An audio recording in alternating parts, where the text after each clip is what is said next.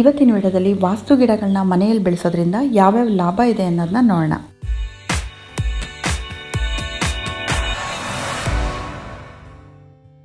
ವಾಸ್ತುಶಾಸ್ತ್ರ ಹೊಸದೇನಲ್ಲ, ತುಂಬ ಹಳೆಯ ಪುರಾಣ ಕಾಲದಿಂದನೂ ಇದೆ.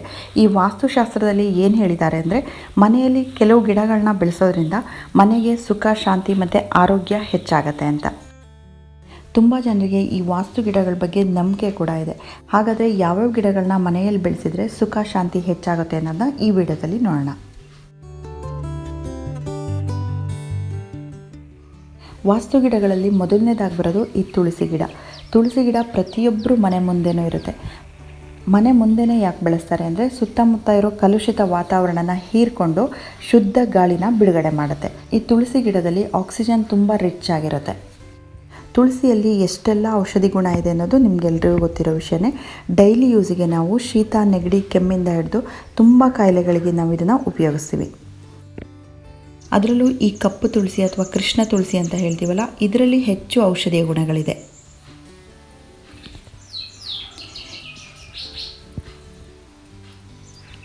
ಈ ತುಳಸಿ ಗಿಡ ಪ್ರತಿಯೊಬ್ಬರು ಮನೆ ಮುಂಭಾಗದಲ್ಲಿರುತ್ತೆ. ಈಸ್ಟ್ ಫೇಸಿಂಗ್, ನಾರ್ತ್ ಮತ್ತು ನಾರ್ತ್ ಈಸ್ಟ್ ಈ ದಿಕ್ಕಲ್ಲಿಟ್ಟರೆ ಇದರಿಂದ ಬೀಸೋ ಗಾಳಿ ಮನೆ ಒಳಗಡೆ ಬರುತ್ತೆ. ಹಾಗಾಗಿ ಈ ತುಳಸಿಯಿಂದ ಬರೋ ಶುದ್ಧ ಗಾಳಿನ ಸೇವನೆ ಮಾಡೋದ್ರಿಂದ ಮನೆಯಲ್ಲಿ ಎಲ್ಲರೂ ಆರೋಗ್ಯ ಚೆನ್ನಾಗಿರುತ್ತೆ ಅಂತ ವಾಸ್ತುಶಾಸ್ತ್ರದಲ್ಲಿ ತುಳಸಿ ಗಿಡನ ಮೊದಲನೇದಾಗಿ ಹೇಳಿದ್ದಾರೆ. ತುಳಸಿ ಬೀಜಗಳು ಗಾಳಿಯಲ್ಲಿ ಎಲ್ಲೆಲ್ಲಿ ಹಾರುತ್ತೆ ಅಲ್ಲೆಲ್ಲ ಈ ರೀತಿ ಗಿಡಗಳು ಉಟ್ಕೊಂಡಿದೆ. ಹೂವಿನ ಗಿಡದ ಮಧ್ಯದಲ್ಲೆಲ್ಲ ಈ ತುಳಸಿ ಗಿಡಗಳಿದೆ. ಇದರಿಂದ ಬರೋ ಗಾಳಿ ತುಂಬ ಶುದ್ಧವಾಗಿರುತ್ತೆ ಅಂತ ನಾವು ಯಾವ ಗಿಡನೂ ಕಿತ್ತಾಕಕ್ಕೆ ಹೋಗಲ್ಲ. ಈ ಗಿಡಗಳು ಅದರಷ್ಟಕ್ಕದು ಹಾಗೇ ಇರುತ್ತೆ. ಪ್ರತಿ ಪೂಜೆಯಲ್ಲಿ ಮತ್ತು ಪ್ರತಿ ಹಬ್ಬಗಳಲ್ಲಿ ತುಳಸಿ ಇಲ್ದೇ ದೇವರಿಗೆ ನಾವು ಯಾವುದೇ ನೈವೇದ್ಯ ಇಡೋದೇ ಇಲ್ಲ. ಈ ತುಳಸಿ ಗಿಡದ ಜೊತೆ ತುಂಬ ಹಿಂದೆಯಿಂದನೂ ನಮಗೊಂಥರ ಎಮೋಷ್ನಲ್ ಅಟ್ಯಾಚ್ಮೆಂಟ್ ಬೆಳೆದಿದೆ. ಹಾಗಾಗಿ ವಾಸ್ತು ಗಿಡಗಳ ಲಿಸ್ಟಲ್ಲಿ ತುಳಸಿ ಗಿಡ ಮೊದಲನೇ ಸ್ಥಾನದಲ್ಲಿದೆ. ನೆಕ್ಸ್ಟ್ ಬರೋದು ಸ್ನೇಕ್ ಪ್ಲ್ಯಾಂಟ್ ಅಂತ. ಇದ್ರದ್ದು ಎಲೆಗಳು ನೋಡೋಕ್ಕೆ ಹಾವಿನ ಹೋಲಿಕೆ ಇರೋದ್ರಿಂದ ಇದಕ್ಕೆ ಸ್ನೇಕ್ ಪ್ಲ್ಯಾಂಟ್ ಅಂತ ಕರೆದಿರ್ಬೋದು ಅನಿಸುತ್ತೆ. ಇದರದ್ದು ನಿಜವಾದ ಹೆಸರು ಸೆನ್ಸೋವೇರಿಯಾ ಅಂತ. ಇದರಲ್ಲಿ ತುಂಬ ವೆರೈಟೀಸ್ ಬರುತ್ತೆ, ತುಂಬ ಉದ್ದ ಎಲೆಗಳು ಬರುತ್ತೆ. ಇದೆಲ್ಲ ಇವಾಗ ನಾನು ತೋರಿಸ್ತಾ ಇರೋದು ಶಾರ್ಟ್ ವೆರೈಟಿ. ಈ ಗಿಡನ ಮನೆ ಹೊರಗಡೆ ತುಂಬ ಬಿಸಿಲಲ್ಲಿ ಇಟ್ಟರು ಬರುತ್ತೆ, ಮನೆ ಒಳಗಡೆ ಇಂಡೋರಲ್ಲಿ ತುಂಬ ಕತ್ಲೆ ಇರೋ ಕಡೆ ಇಟ್ಟರು ಬರುತ್ತೆ. ಎಲ್ಲಿ ಬೇಕಾದರೂ ಇದು ಚೆನ್ನಾಗಿ ಬೆಳೆಯುತ್ತೆ. ನೀರು ಹಾಕಬೇಕಾದ್ರೆ ಡೈಲಿ ಹಾಕಿದ್ರೂ ನಡೆಯುತ್ತೆ. ವಾರಕ್ಕೊಂದ್ಸಲ ಅಥವಾ 15 ದಿನಕ್ಕೆ ಒಂದ್ಸಲ ಹಾಕಿದ್ರೂ ಈ ಗಿಡ ಸತ್ತೋಗಲ್ಲ, ಹೀಗೆ ಇರುತ್ತೆ. ಈ ಸ್ನೇಕ್ ಪ್ಲಾಂಟ್ ಮನೆ ಒಳಗಡೆ ಇರೋ ಟಾಕ್ಸಿನ್ನೆಲ್ಲ ಹೊರಗಡೆ ಹಾಕಿ ಆಕ್ಸಿಜನ್ನ ಜಾಸ್ತಿ ರಿಲೀಸ್ ಮಾಡುತ್ತೆ. ಹಾಗಾಗಿ ಇದನ್ನು ವಾಸ್ತು ಗಿಡದ ಲಿಸ್ಟಲ್ಲಿ ಸೇರಿಸ್ಕೊಂಡಿದ್ದಾರೆ.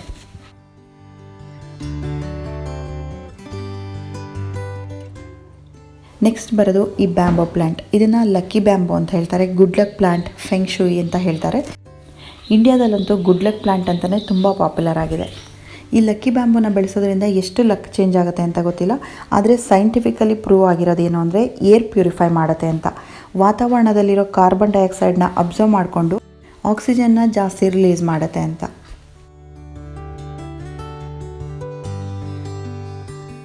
ಈ ಲಕ್ಕಿ ಬ್ಯಾಂಬೋನ ನೀವು ಮನೆ ಒಳಗಡೆ ಎಲ್ಲಿ ಬೇಕಾದರೂ ಇಡ್ಬೋದು. ಫ್ರಿಜ್ ಮೇಲೆ, ಟೀಪಾಯ್ ಮೇಲೆ, ಕಾರ್ನರಲ್ಲಿ ಎಲ್ಲಿ ಬೇಕಾದರೂ ಇಡ್ಬೋದು.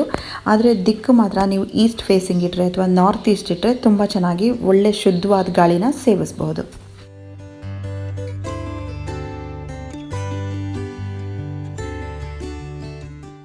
ಇವಾಗ ಈ ಬ್ಯಾಂಬೋ ತುಂಬ ಡಿಸೈನಲ್ಲಿ ಸಿಗುತ್ತೆ. ಈ ರೀತಿ ಸ್ಪೈರಲ್ ಆಗಿರೋದು ಸಿಗುತ್ತೆ. ಇದು ಯಾವುದು ಇಂಡಿಯಾದಲ್ಲಿ ಬೆಳೆಯಲ್ಲ, ಇದೆಲ್ಲ ಚೈನಾ ಮತ್ತು ತೈವಾನಿಂದ ಇಂಪೋರ್ಟ್ ಮಾಡ್ಕೊಂಡಿರೋದೇ ಆಗಿರುತ್ತೆ. ಮನೆಯಲ್ಲಿರೋ ನೆಗೆಟಿವ್ ಎನರ್ಜಿನ ಹೊರಗಡೆ ಹಾಕಿ ಪಾಸಿಟಿವ್ ಎನರ್ಜಿ ಬರಲಿ ಅಂತ ಹೆಚ್ಚಾಗಿ ಈ ಗುಡ್ ಲಕ್ ಪ್ಲ್ಯಾಂಟ್ನ ಗಿಫ್ಟ್ ಕೊಡೋದಕ್ಕೆ ಯೂಸ್ ಮಾಡ್ಕೊಳ್ತಾರೆ.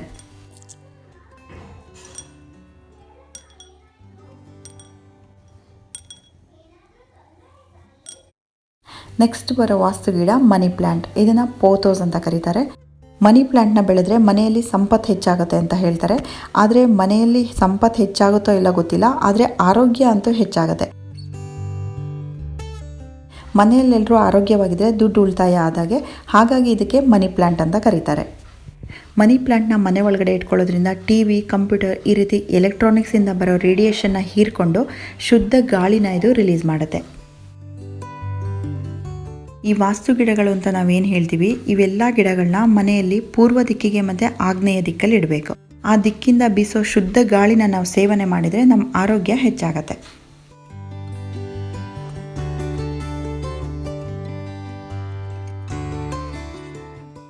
ಈ ಪೀಸ್ ಲಿಲಿ ಪ್ಲಾಂಟ್ನ ಕೂಡ ವಾಸ್ತು ಗಿಡ ಅಂತ ಹೇಳ್ತಾರೆ. ನೀವು ಇದ್ರ ಬಗ್ಗೆ ಗೂಗಲಲ್ಲಿ ಸರ್ಚ್ ಮಾಡಿದರೆ ಗೊತ್ತಾಗುತ್ತೆ. ಇದನ್ನು ನಾಸಾದಿಂದನೇ ಪ್ರೂವ್ ಮಾಡಿದ್ದಾರೆ ಬೆಸ್ಟ್ ಏರ್ ಪ್ಯೂರಿಫೈಯಿಂಗ್ ಪ್ಲಾಂಟ್ ಅಂತ.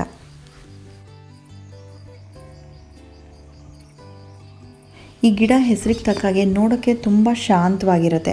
ಬಿಳಿ ಬಣ್ಣ ಶಾಂತಿಯ ಸಂಕೇತ ಆಗಿರೋದ್ರಿಂದ ಇದ್ರ ಹೂ ಕೂಡ ತುಂಬ ಬಿಳಿಯಾಗಿರುತ್ತೆ.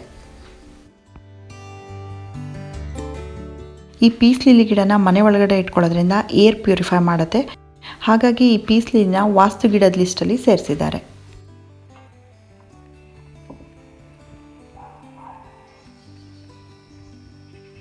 ಆರೋಗ್ಯ ದೃಷ್ಟಿಯಿಂದ ಈ ಚೆಂಡು ಹೂವಿನ ಗಿಡ ಕೂಡ ವಾಸ್ತು ಗಿಡ ಅಂತಲೇ ಹೇಳ್ತಾರೆ. ಈ ಚೆಂಡು ಹೂವಿನ ಗಿಡನ ಇನ್ಸೆಕ್ಟಿಸೈಡ್ ಅಂತಲೇ ಹೇಳ್ತಾರೆ. ಇದ್ರ ಸ್ಮೆಲ್ಲಿಗೆ ಸೊಳ್ಳೆಗಳು ಬರಲ್ಲ, ಹಾಗೆ ಬೇರೆ ಹುಳುಗಳು ಕೂಡ ಬರಲ್ಲ. ಮಲ್ಲಿಗೆ ಗಿಡನೂ ವಾಸ್ತು ಗಿಡ ಅಂತ ಹೇಳ್ತಾರೆ. ಮಲ್ಲಿಗೆ ಪರಿಮಳ ಮನೆ ಒಳಗಡೆ ಬರ್ತಾ ಇದ್ರೆ ನಮ್ಮ ಮನಸ್ಸಲ್ಲಿರೋ ಸ್ಟ್ರೆಸ್ ಕಡಿಮೆ ಆಗುತ್ತೆ, ಆಂಗ್ಸೈಟಿ ಕಡಿಮೆ ಆಗಿ ಮನಸ್ಸು ಶಾಂತವಾಗುತ್ತೆ ಅಂತ ಹೇಳ್ತಾರೆ.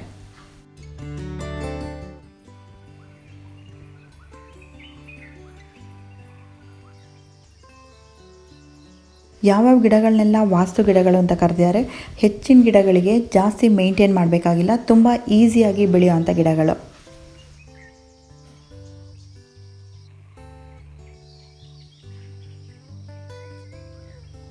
ಮನೆ ಒಳಗಡೆ ಇಟ್ಕೊಳ್ಳೋ ಇನ್ನೊಂದು ವಾಸ್ತು ಗಿಡ ಅಂದರೆ ಈ ರಬ್ಬರ್ ಪ್ಲಾಂಟ್. ಇದು ಅತಿ ಹೆಚ್ಚು ಆಕ್ಸಿಜನ್ನ ರಿಲೀಸ್ ಮಾಡುತ್ತೆ. ಇದರಲ್ಲಿ 2 ವೆರೈಟಿ ಬರುತ್ತೆ. ಒಂದು ಪೂರ್ತಿ ಗ್ರೀನ್ ಆಗಿರುತ್ತೆ, ಇದು ವೇರಿಗೇಟೆಡ್ ವೆರೈಟಿ. ಈ ಜೇಡ್ ಪ್ಲಾಂಟ್ನ ಕೂಡ good luck plant, lucky plant ಅಂತ ಹೇಳ್ತಾರೆ. ಇದಿಷ್ಟೇ ಗಿಡಗಳಲ್ಲ, ಅಲೋವೆರಾದಲ್ಲಿ ಕೂಡ ಔಷಧಿ ಗುಣಗಳು ಜಾಸ್ತಿ ಇರೋದ್ರಿಂದ ಇದನ್ನು ಕೂಡ ವಾಸ್ತು ಗಿಡ ಅಂತ ಹೇಳ್ತಾರೆ.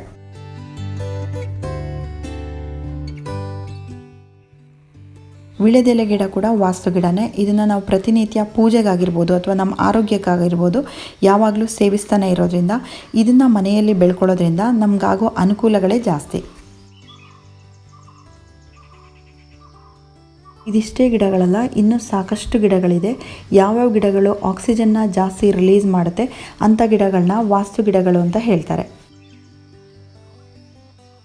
ಮನೆ ಒಳಗಡೆ ಶುದ್ಧ ಗಾಳಿನ ನಾವು ಸೇವನೆ ಮಾಡೋದ್ರಿಂದ ನಮ್ಮ ಆರೋಗ್ಯನ ಚೆನ್ನಾಗಿಟ್ಕೋಬೋದು. ಯಾವ್ಯಾವ ಗಿಡದಲ್ಲಿ ಔಷಧಿ ಗುಣ ಇದೆ, ಹಾಗೆ ನಮ್ಮ ಆರೋಗ್ಯ ದೃಷ್ಟಿಯಿಂದ ಯಾವ್ಯಾವ ಗಿಡನ ಬೆಳೆದ್ರೆ ಒಳ್ಳೆಯದು ಅಂಥ ಗಿಡಗಳಿಗೆ ವಾಸ್ತು ಗಿಡಗಳು ಅಂತ ಹೇಳ್ತಾರೆ.